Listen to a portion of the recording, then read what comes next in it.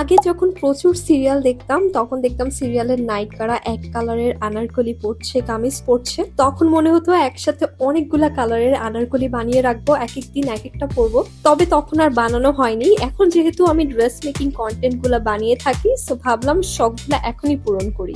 আমার dress making ভিডিওগুলোর মধ্যে এই সিরিজে থাকছে আমি এক কালারের টোটাল 5টা ড্রেস বানাবো। সো সিরিজের প্রথম এপিসোডে থাকছে ব্ল্যাক কালারের একটা আনারকলি বানাবো আমি। সো প্রথমে আমি আনারকলির জন্য জর্জেট কাপড়টা পিক করি, কারণ তখন সিরিয়ালে দেখতাম জর্জেট কাপড়গুলো দিয়ে এই আনারকলিগুলো বানানো হয়। যে কোনো আনারকলি একটু সুন্দর ঘের দিয়ে যদি বানাতে হয় তাহলে মিনিমাম 6 গজ কাপড় নিলে যথেষ্ট।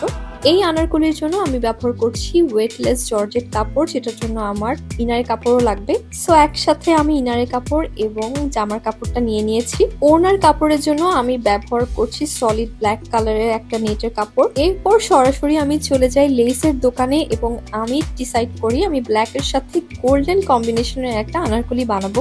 একটা ড্রেস ডিজাইন করার জন্য লেস পিক করা কিন্তু অনেক ডিফিকাল্ট একটা, কারণ লেসের দোকানে ঢুকলে আপনি যেই ডিজাইনটা মাথায় নিয়ে এসেছেন আপনার ডিজাইনটা একদম চেঞ্জ হয়ে যাবে। এত সুন্দর সুন্দর লেস অ্যাকসেসরিজ দেখলে আপনার মাথায় বিভিন্ন ডিজাইন ঘুরপাক করতেই থাকবে। তারপরেও আমি নিজেকে কন্ট্রোল করে আমি যে ডিজাইনটা ডিসাইড করেছিলাম সেটার জন্যই আমি লেস নিয়েছি। এখানে কপার গোল্ডেন কালারের লেসও নিয়েছি আমি, আর সলিড গোল্ডেন কালারেরও লেস নিয়েছি। লেস আমার প্রচুর গিয়েছে, কারণ আমি ড্রেসের বর্ডারও দিচ্ছি, স্লিভে দিচ্ছি, তারপর নেক লাইনও দিচ্ছি।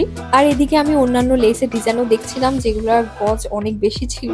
আমি কিছুটা এই রেফারেন্স পিকচারটা দেখিয়ে তাকে বানাতে বলেছিলাম। কোমরে আমি অ্যাডজাস্টেবল বেল্ট দিতে বলেছিলাম যাতে ফিটিংস সুন্দর থাকে। So here is my Anarkali, এবং এই আনারকলিটা পরে আমি ঢাকার রোজ গার্ডেনে গিয়েছি। পুরান ঢাকার এই বিখ্যাত রোজ গার্ডেনে যাওয়ার অনেক দিনের ইচ্ছা ছিল, তবে একটা প্রপার ড্রেসও চাচ্ছিলাম যেটা পরে আমি যাব।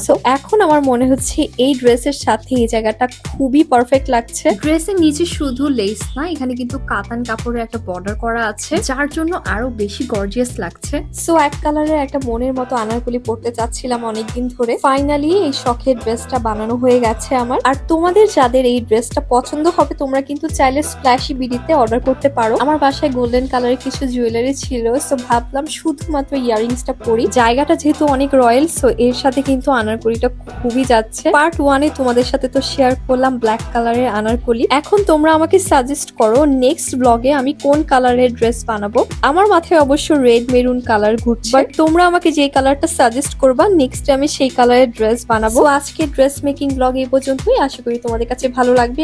তোমরা যদি এই ধরনের আরো ড্রেস মেকিং ব্লগ দেখতে চাও আমাকে অবশ্যই সেটা কমেন্ট করে জানাবা, এবং আমার এই ইউটিউব চ্যানেলটাকে সাবস্ক্রাইব করবা। সবাই ভালো থাকবা, সুস্থ থাকবা। আল্লাহ হাফেজ।